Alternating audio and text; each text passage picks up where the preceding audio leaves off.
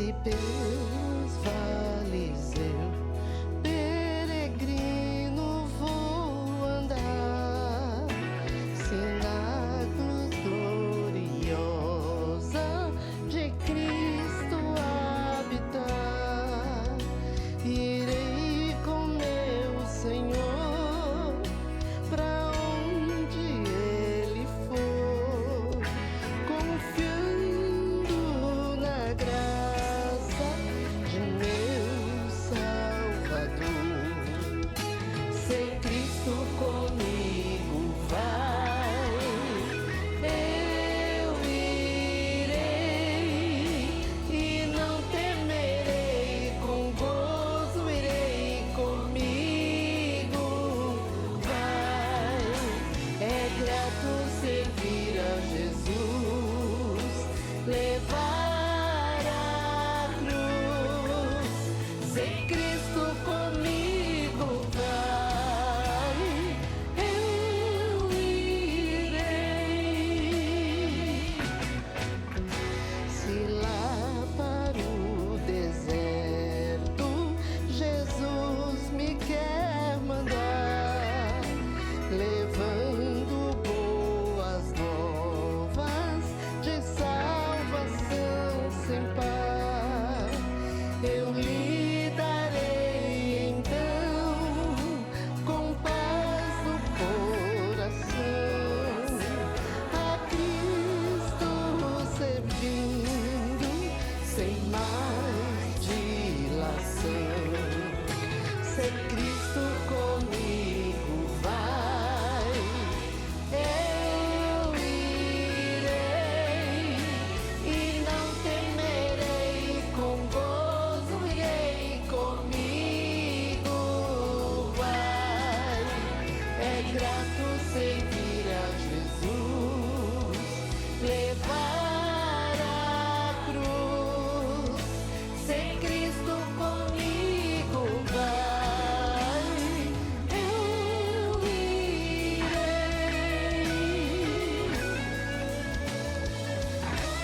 Aleluia.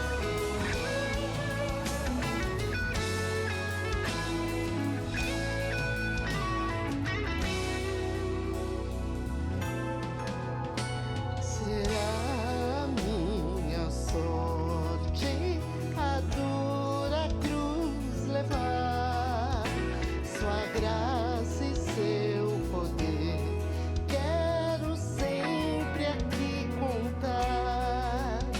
Contente com Jesus, levando a minha cruz, eu falo de Cristo, que é minha luz. Se Cristo, eu irei, você irá? Eu irei, não temas, com gozo irei comigo. Vai, é grato servir a Jesus, levar a cruz. Se Cristo comigo vai, você vai, eu irei.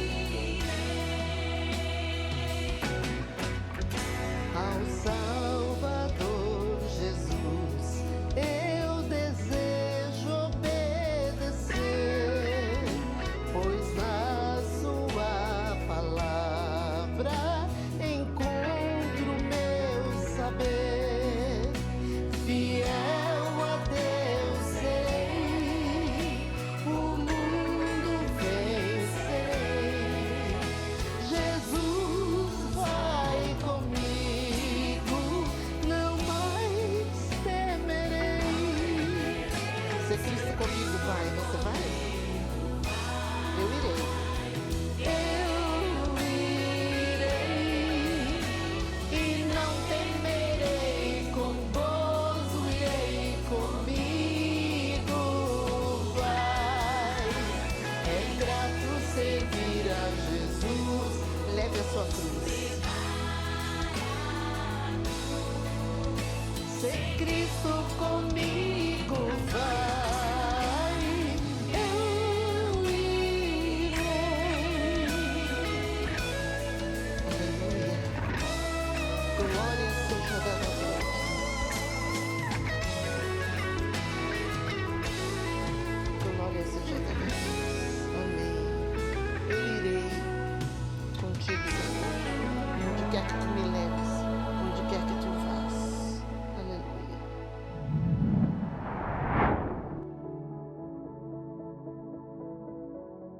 A paz do Senhor, amada igreja, amado irmão e irmã, sejam bem-vindos a mais um culto da série Falando de Deus.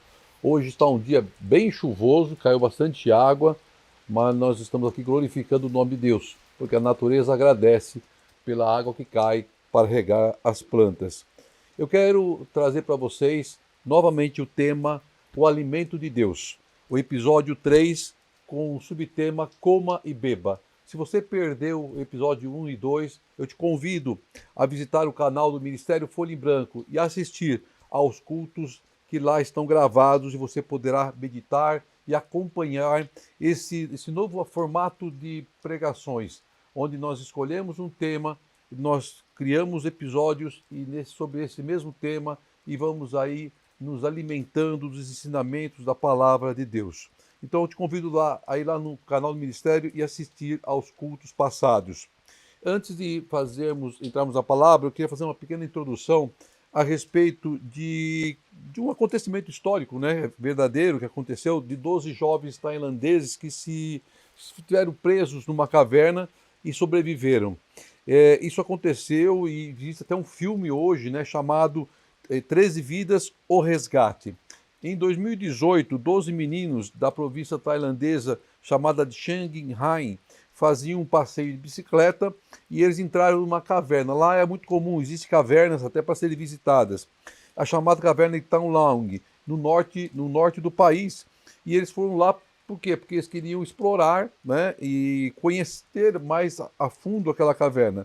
Só que eles acabaram sendo surpreendidos, né, por uma chuva intensa que subiu muito rápido e deixou todo o grupo preso na caverna.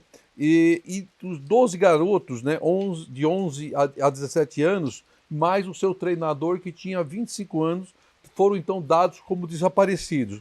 Aí começou uma operação de resgate, estou resumindo, né, o filme, né, porque o nível da água subiu tanto que dificultava, inclusive, que as equipes de resgate adentrassem a caverna. E eles ficaram lá isolados por 9 dias sem comida.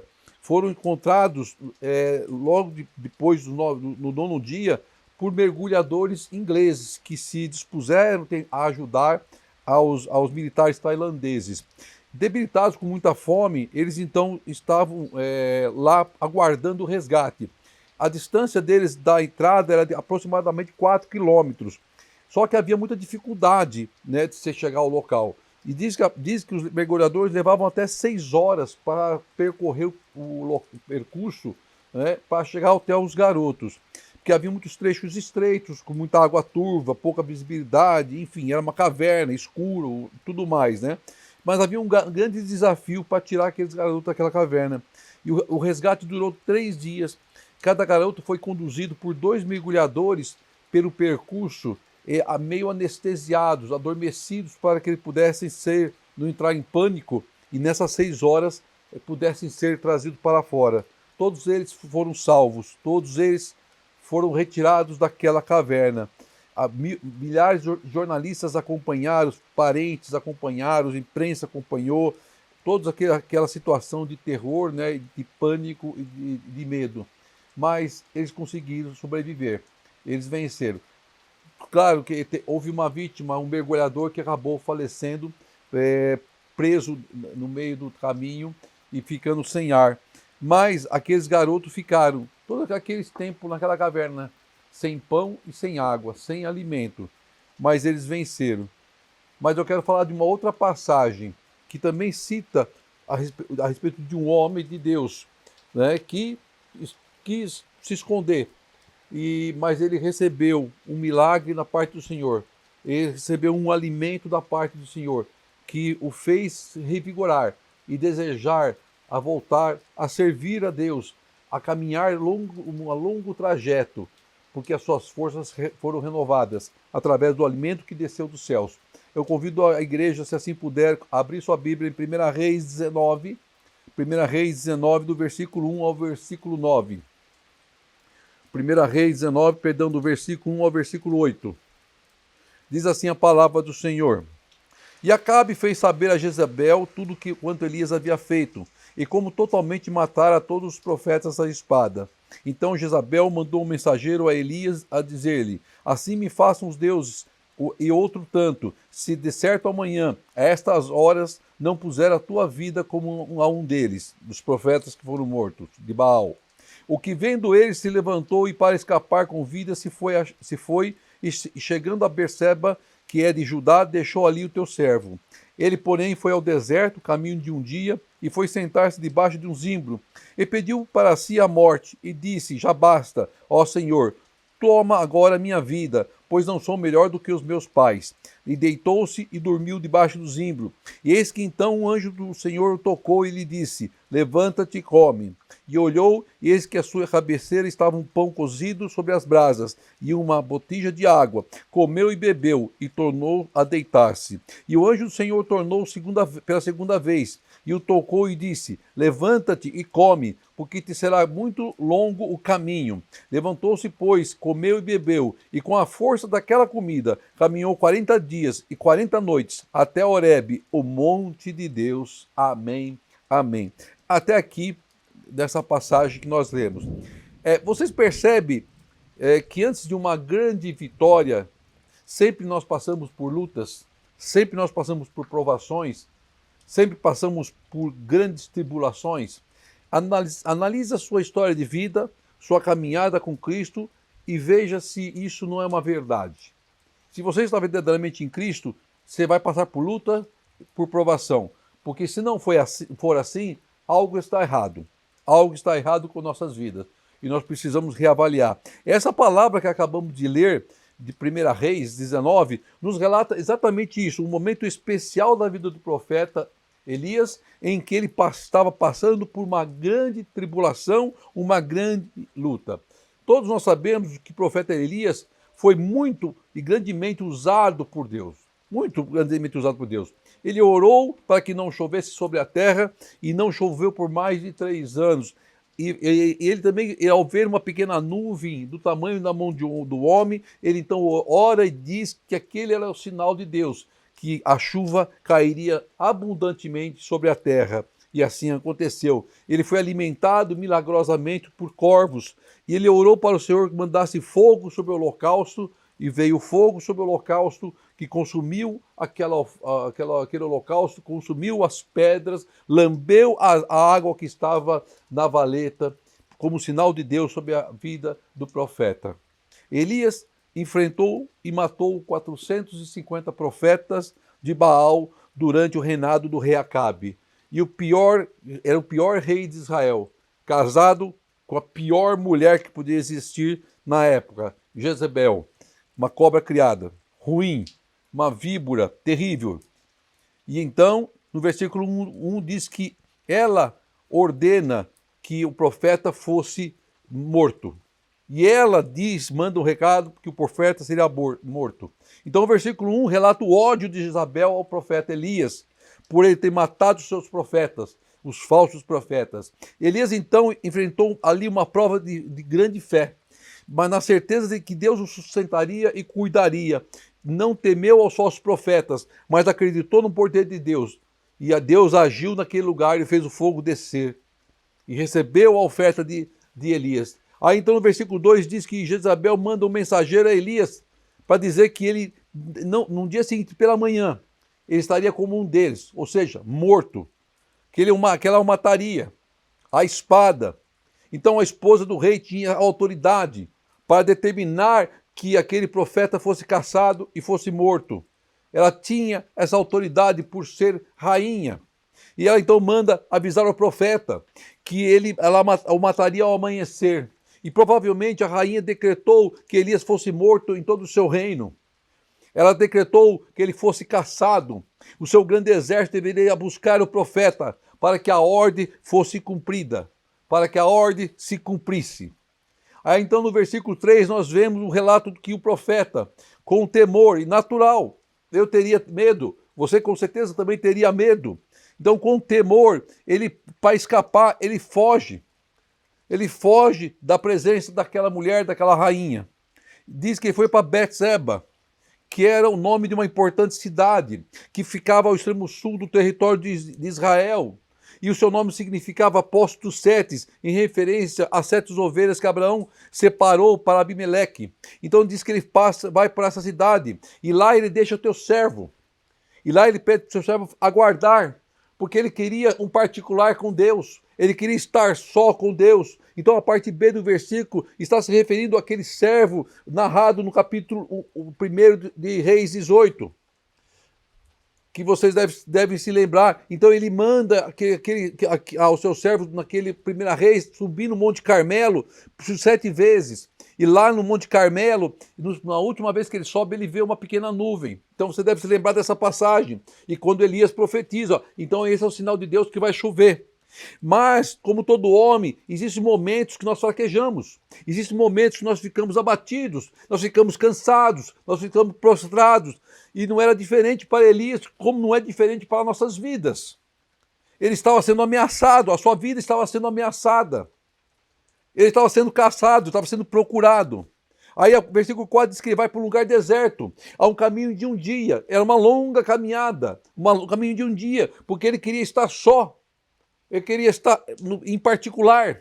E lá ele então se deita, ele se senta debaixo de um zimbro, que é uma espécie de uma árvore. E ele pede para si o quê? A morte. Tão desesperado que era o seu momento. Ele fala com Deus: Senhor, já basta. Essa situação não aguento mais. Estou sendo perseguido por amor à obra, por fazer a obra. E quem não é perseguido quando está na obra? Todos nós somos perseguidos quando nós fazemos a obra com amor, com dedicação. Sofremos sim levantes, sofremos sim doenças, enfermidades, lutas.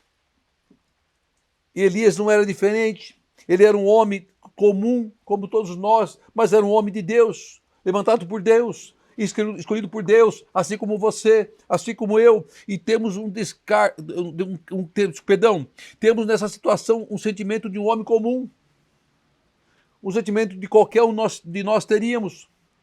O currículo de Elias era de um homem cheio da presença de Deus, um ícone em sua época, um grande profeta de Deus, um homem tremendamente usado por Deus, mas com suas limitações de como um homem de Deus. E de repente nós vemos Elias despido da sua fé, despido do homem de Deus, como se tivesse um homem comum, com seus limites, com seus medos, com seus temores.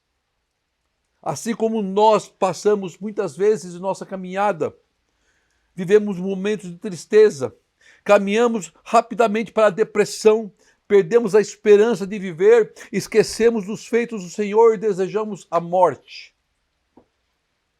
Queremos fugir. O que difere Elias das nossas vidas? Nada. Tudo igual, tudo semelhante. Seu relato expõe ao nosso redor a nossa fraqueza, a nossa limitação. Elias estava passando por um processo de depressão, não era porque tinha problemas espirituais, mas estava num processo de depressão. Passamos por lutas, somos chamados de fracos, rotulados como problemáticos e até que estamos em pecado, porque ninguém compreende a sua luta, não se compreende o momento que você está passando, assim como Elias, as pessoas ao seu redor não compreendiam o momento que ele estava passando. Jesus não nos fez juízes nem julgadores. E o que mais encontramos em nossa caminhada cristã são acusadores, sem que saibam o que está acontecendo, sem que saibam pelo processo que estamos passando. Todos passamos por dificuldades e grandes lutas, mas isso não significa que estamos afastados de Deus. Isso não significa que estamos em pecados, mas são momentos em nossas vidas que nos faz viver o milagre de Deus. Aí diz lá que ele, porém, foi ao deserto. Elias. Veja que o profeta quis ficar só. Ele quis se isolar de todos e de tudo. Diga se não é assim com nossas vidas, quando estamos em momentos de grande pressão, nós queremos ficar só. Não queremos ouvir ninguém falando no nosso ouvido. Não queremos ninguém perguntando nada. Não queremos falar nada. Queremos apenas ficar só. Elias demonstra nessa passagem os mesmos sintomas que em algum momento nós também demonstramos. Medo, terror, solidão, tristeza, desespero. Eram os sintomas que Elias estava enfrentando. Quando estamos em uma posição fragilizada, vem todos esses sintomas. E queremos o quê? Fugir? Se esconder? Afastar de todos e tudo. Foi o que Elias fez. E é o que nós também faríamos, ou fazemos. Aí diz que ele sentou-se debaixo de um zimbro, que é uma espécie de árvore. Será que não havia nenhuma outra árvore mais perto de onde ele estava? Será que precisamos nos afastar tanto para encontrar um local para sentarmos? Será que se fugirmos para bem longe, conseguiremos escapar dos olhos do Senhor? Elias sabia que não estaria só. Ele era profeta de Deus, irmão. Elias sabia que ele não estaria só. Elias buscava algo da parte de Deus. Ele leia nas entrelinhas da palavra. Ele sabia que Deus não ia deixar ele só. Ele sabia que não ia conseguir fugir da face de Deus. Ele se afastou do mundo. Ele buscou refúgio em Deus. Ele se isolou das pessoas para ter um particular com Deus. Só havia um que poderia resolver aquela situação e não era homens, mas Deus. Veja que as primeiras palavras de Elias são para Deus. Quando ele está naquele lugar de refúgio, naquela árvore, ele fala para Deus que ele queria a morte. Porque ele sabia que Deus estava ouvindo o seu coração, sabia que Deus estava vendo o seu temor, a sua dor, a sua amargura. Independente do pedido, ele estava buscando a Deus em primeiro lugar. Nós temos que buscar a Deus em primeiro lugar. Temos que apresentar e buscar a Deus em primeiro lugar as nossas petições. A primeira palavra a ser lançada tem que ser direcionada a Deus. Sempre. Foi o que Elias fez. Aí no versículo 4 diz que ele pediu para si a morte e disse: já basta, ó Senhor. Ó Senhor, quem era o Senhor? Deus. Era a Deus que ele estava se referindo. Seu pedido era de um homem decepcionado com as pessoas que o cercavam. Seu pedido era de um homem cansado de tantas lutas. Seu pedido era de um homem comum, com as mesmas fraquezas que a nossa. O seu pedido era importante para ele e para Deus. Ele pede com o coração aberto, rasgado na presença de Deus, aos pés do Senhor.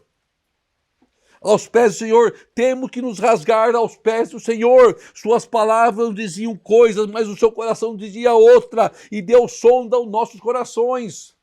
A boca de Elias falava em morte, mas o seu coração pedia algo diferente para Deus. E Deus compreendia o momento de Elias, como compreende o seu momento, como compreende o nosso momento. Tudo isso estava acontecendo porque Elias recebeu uma mensagem de que morreria pela manhã. E me diga, quem nunca recebeu uma mensagem que nos deixou totalmente perturbados, preocupados, tristes, caídos? Todos nós já recebemos de um enviado do inferno, principalmente. Existem muitos enviados que vêm para nos trazer notícia, para nos derrubar, perturbados, usados por Satanás, assim como Jezebel era. Mas temos que enfrentá-las e buscar forças no Senhor, buscar uma resposta no Senhor. Aí o versículo 5 diz que ele se deitou e dormiu debaixo do zimbro. Ele se deitou e dormiu debaixo daquela árvore, cultivada normalmente no Oriente. Era uma árvore ornamental, plantada para a produção de madeira, que davam frutos comestíveis, usadas para fabricar perfumes aromatizantes. E lá ele se deitou. Mas ele não estava vendo nada disso naquela qualidade daquela árvore. Ele estava ali mais por causa da sombra, mais porque estava se escondendo. Ele foge, diz a palavra. A fuga é um sintoma de quando o homem está em luta, enfrentando problemas, depressivo. Ele usa a fuga como subterfúgio para não enfrentar seus problemas. Aí então ele dorme para esquecer das lutas, para o tempo passar mais rápido, para se desligar dos problemas. Ele se isola, não querendo falar com ninguém, querendo ficar só, mas ele encontrar alguém seria motivo para falar e ele não queria falar. Nos afastamos, queremos ficar longe, mas não conseguimos fugir e nos esconder de quem? De Deus. Ninguém foge e se esconde de Deus. Aí diz a palavra que então o anjo o tocou. O anjo foi enviado por quem? Você acha que o anjo estava passando lá por acaso, chutando pedra, pensando no que ia fazer da vida? Não, o anjo estava lá porque foi mandado por Deus. O anjo vem na sua vida porque é enviado por Deus. E assim aconteceu. Deus manda um anjo para encontrar com Elias. E essa parte do versículo é muito, muito importante. E nós vamos dividir ela em partes. Primeira parte, o anjo de Deus. O anjo estava o tempo todo com Elias. Ou você acha que em algum momento o servo de Deus está sozinho? Nunca Deus nos deixa sozinho. Deus nunca nos deixará sozinho, irmão e irmã. Então o anjo estava com o servo de Deus. Mesmo dormindo, o anjo estava guardando a vida do teu servo. Mesmo quando estamos em momento que nós não estamos com os olhos abertos, estamos dormindo, há um anjo de Deus nos guardando. Mesmo em momentos de sono profundo em nossas vidas, Deus nos guarda. Nos momentos de maior fragilidade, o sono, Deus nos guarda. O guarda de Israel. Segundo ponto importante, o anjo toca em Elias. Eu não sei se você lembra, quando você era criança, eu me lembro quando eu era criança, a minha mãe, quando ia me acordar para ir para a escola, a gente dormia com um sono tão gostoso, aí vinha a mãe lá e, né, filho, acorda, escola. Passávamos de novo um pouquinho, acorda, escola. Passava mais um pouquinho, moleque, acorda, escola. Ela vinha nos acordar. Começava com um toque suave. Aí o toque ia ficando um pouquinho mais fervoroso. Mas era com carinho, de alguém que estava preocupado com o nosso bem-estar, preocupado com o nosso crescimento de conhecimento. E assim fez Deus, o anjo de Deus, diz que ele apenas tocou em Elias. O anjo não deu um tapa em Elias, o anjo não chacoalhou Elias, mas ele apenas tocou em Elias. No sentido de que ele estava fazendo isso com carinho, com preocupação com o servo de Deus. Aí no ponto 3, o anjo fala com Elias. Deus fala conosco no meio da tempestade. Deus fala conosco em momentos de maior luta. Deus fala conosco a todo tempo. Basta ouvirmos. Quem tem ouvido, ouça o que o Espírito diz às igrejas, diz a palavra. Levanta, Elias. Vai perder a hora? Não. Anda logo, Elias, porque o café está esfriando? Não. Larga de ser preguiçoso, Elias. Vai perder o transporte? Não. O anjo diz para ele, levanta-te e come. Levanta-te e come. E o quarto ponto, tudo estava preparado por Deus. Ele não precisou preparar nada. Você não terá que preparar nada, você não vai precisar colocar as mãos, nós não vamos precisar cozinhar, nós não vamos precisar acender o fogão, não vamos precisar nos preocupar. A única coisa que precisamos fazer é tomar posse daquilo que Deus coloca em nossas mãos, tomar posse do alimento que vem dos céus. Foi o que Elias fez, ele tomou posse do que foi colocado nas suas mãos. O anjo lhe entregou o alimento, ele não questionou, não perguntou se estava frio, se estava quente, se estava passado ou mal passado, ele simplesmente comeu e bebeu. Então nós temos que aprender a tomar posse daquilo que Deus coloca nas nossas mãos, nas nossas vidas, está do nosso lado e nós o enxergamos. Deus prepara com carinho, com amor e nós não vemos. Aí o versículo 6 diz que ele olhou e eis que à sua cabeceira estava lá o pão cozido sobre as brasas e uma botija de água. Não era um frango assado, não era um suco de laranja ou suco de uva, era pão e água. Tem momentos em nossas vidas que nós precisamos de um grande operar de Deus para nos despertar completamente. Elias estava Elias estava como uma corda presa no seu pescoço, desesperado. Ele estava dormindo para tentar esquecer do que estava acontecendo, mas ele era acordado pelo anjo de Deus, e ao seu lado havia o quê? Um pão e uma botija de água. O milagre está ao nosso lado. O milagre está à nossa porta. O milagre está nas nossas mãos. Temos que apenas estender as mãos, tomar posse, comer e beber, para que nossas forças sejam restabelecidas. Mas o adversário vem para nos enfraquecer, para nos abater, para tirar a nossa esperança, para tirar a nossa fé. Aí diz que Elias vai e faz o quê? Ele dorme de novo. Ele come e dorme de novo. Ele toma posse daquilo que Deus deu. Em vez de ele se fortalecer, ele não vai e dorme de novo. Ele quer fugir de novo dos problemas. Mas ele sabia que havia um Deus que cuidava dele. Aí no versículo 7 diz que o anjo, pela segunda vez, o tocou. Pela segunda vez, o anjo tocou. Podemos até querer desistir, irmão, mas Deus nunca desiste de nós. Podemos até querer nos esconder, mas nada fica oculto aos olhos de Deus. Diz lá no Salmo 139, para onde irei do teu espírito? Ou para onde fugirei da tua face? Se subir ao céu, lá tu estás. Se fizer do inferno a minha cama, eis que tu ali estás também. Se tomar as asas da alva e se habitar nas extremidades do mar, até ali a tua mão me guiará e a tua destra me sustentará. Se disser, de certo que as trevas me encobrirão, então a noite será luz à roda de mim. Nem ainda as trevas me encobrem de ti, mas a noite resplandece como o dia, e as trevas e a luz são para ti a mesma coisa. Não tem como fugir à face de Deus. Não tem como se esconder de Deus. O versículo 5 diz que o anjo diz para Elias, levanta-te e come. O versículo 7, o anjo diz novamente para Elias, levanta-te e come, com uma diferença, porque terá um caminho muito longo a percorrer, porque longo será a sua caminhada. Essa era a diferença. Deus estava tratando o seu servo para o que estava por vir. Deus está nos tratando para aquilo que nos vai entregar, porque é muito grande. Creia, meu irmão e minha irmã, é muito grande. Deus nunca desistirá de nós. Nossa caminhada será longa. Não acha que já terminou. Pelo contrário, está apenas começando. Às vezes a gente fala assim, pô, já estou cansado, já terminou a minha caminhada. Nada disso, irmão. Quem determina todas as coisas é Deus. A sua caminhada com Cristo está apenas começando. Ainda há um longo caminho a percorrer. O alimento de Deus vem para nos dar ânimo, para nos dar força, para nos dar coragem, para nos dar energia, para nos dar alegria, para nos trazer bênção. Então come e bebe. O que você está esperando? Coma e beba do alimento que Deus coloca ao seu lado. Coloca nas tuas mãos. Acorda, igreja, e veja a bênção do Senhor ao seu lado. Não deixa passar despercebido. O anjo do Senhor está nos tocando para que abramos os olhos e recebemos a bênção do Senhor, que é o alimento que vem dos céus. O alimento que vem do Senhor.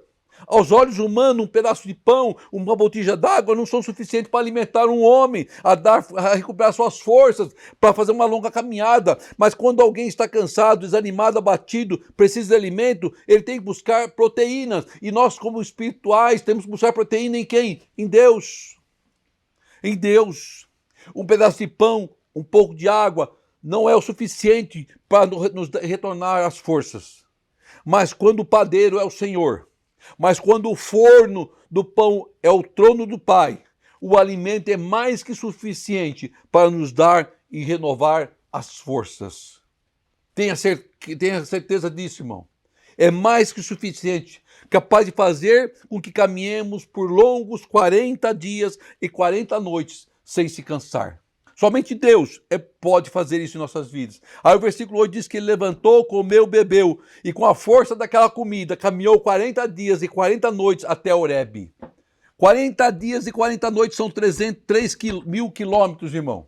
3.000 quilômetros de caminhadas com um pedaço de pão e uma botija d'água. Deus fez o extraordinário na vida de Elias e Deus fará o extraordinário na sua vida. O Deus vai fazer algo extraordinário em nossas vidas. Creia. O medo abateu Elias, o medo abate as nossas vidas. A depressão chegou à vida de Elias. A depressão pode chegar em nossas vidas. Elias fugiu e se escondeu. Fazemos a mesma coisa, fugimos e nos escondemos. A doença da alma era profunda. A nossa alma pede e clama por socorro. Mas nesse momento é que vivemos as experiências com Deus. É nesses momentos que nós vivemos o amor de Deus sobre nossas vidas e o sobrenatural de Deus. É quando Deus manda o socorro, é quando vem a resposta de Deus, é quando Deus manda o seu anjo e é quando somos alimentados pelo Senhor. Então recebe e viva intensamente as bênçãos do Senhor, igreja, e seja feliz em nome de Jesus. Receba essa palavra em nome de Jesus. Oremos ao Pai.